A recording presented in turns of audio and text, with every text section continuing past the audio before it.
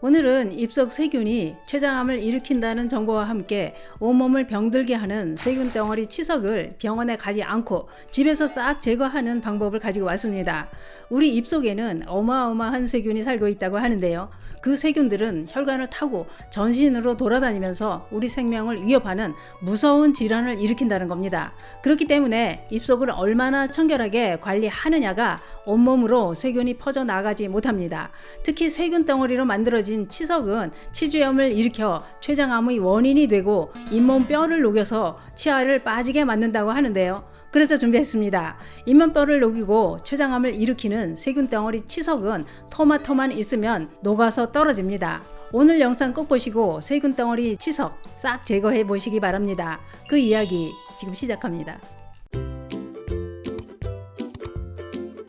안녕하십니까. 노년생활정보의 모든 것 조여사 전성시대입니다.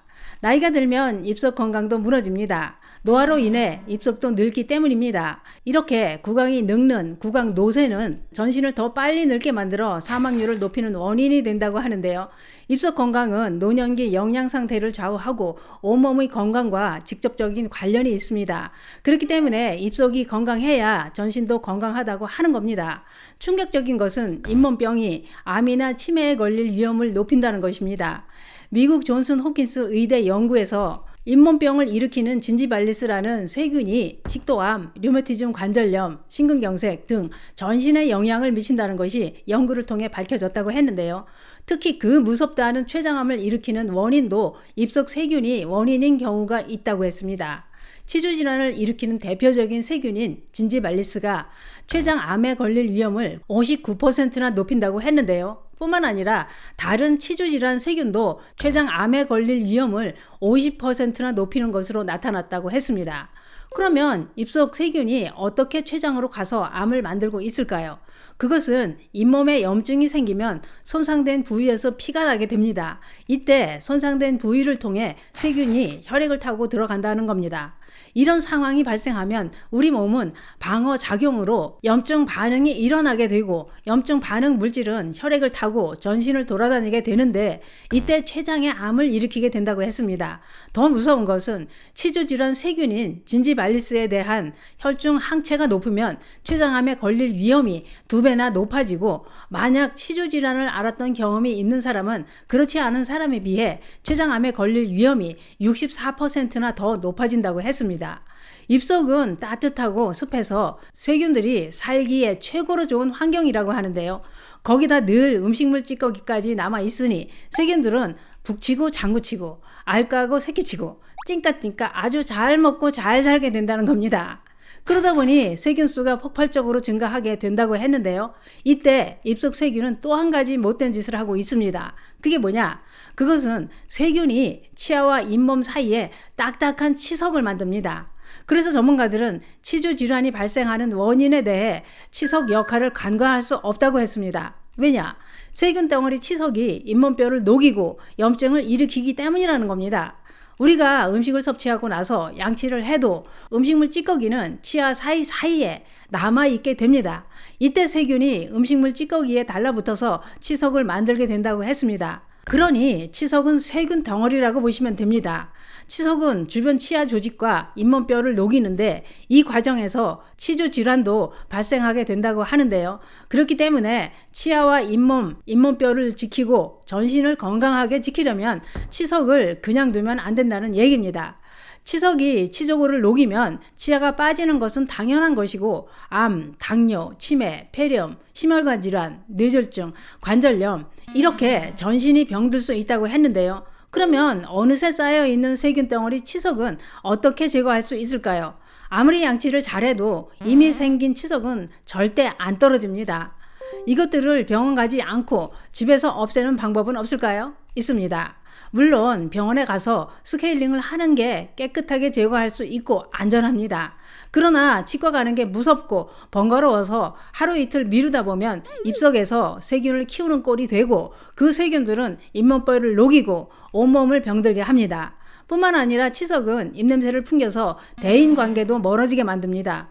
아무리 괜찮아 보이는 사람도 말할 때마다 또는 숨 쉴 때마다 생똥내를 펄펄 생똥내를 펄펄 풍기고 있으면 다 피하게 됩니다.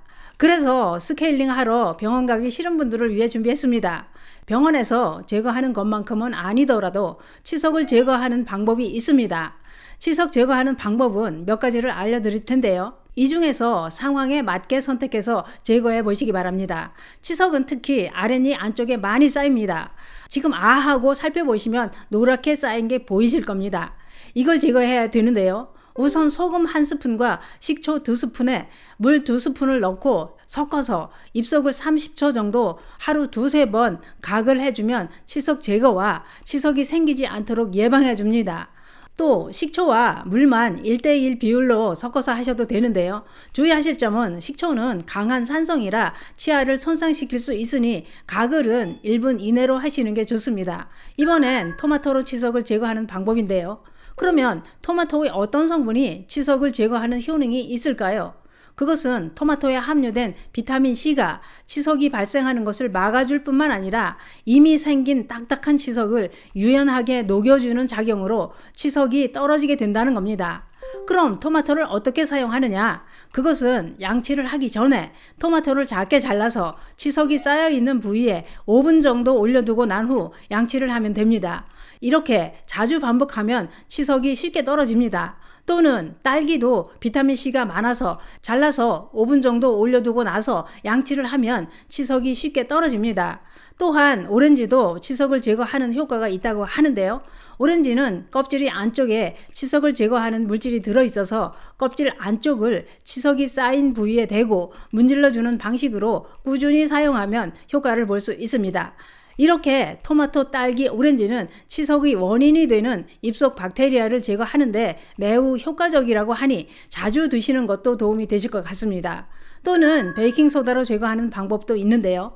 베이킹소다는 청소나 세탁에 많이 사용합니다만 세척 효과에서 알 수 있듯이 치아에 쌓인 치석 제거와 치아 미백에도 큰 도움이 된다고 알려져 있습니다. 방법도 아주 간단합니다. 베이킹소다와 물을 1:1 비율로 섞은 다음 칫솔에 묻혀서 양치를 하면 됩니다. 그러나 이런 방법은 개인 상황에 따라 그 효과는 다를 수 있다는 점도 참고해 주시기 바랍니다.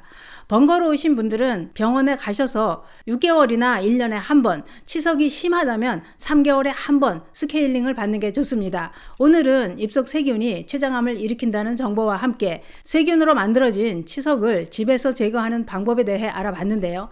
특히 노년에는 입속이 건강해야 전신이 건강하다는 것 꼭 기억하시기 바랍니다. 치석은 토마토를 5분 정도 입에 물고 있다가 양치를 하시는 건 어떨까요? 세균 덩어리 치석 집에서도 제거할 수 있습니다. 감사합니다.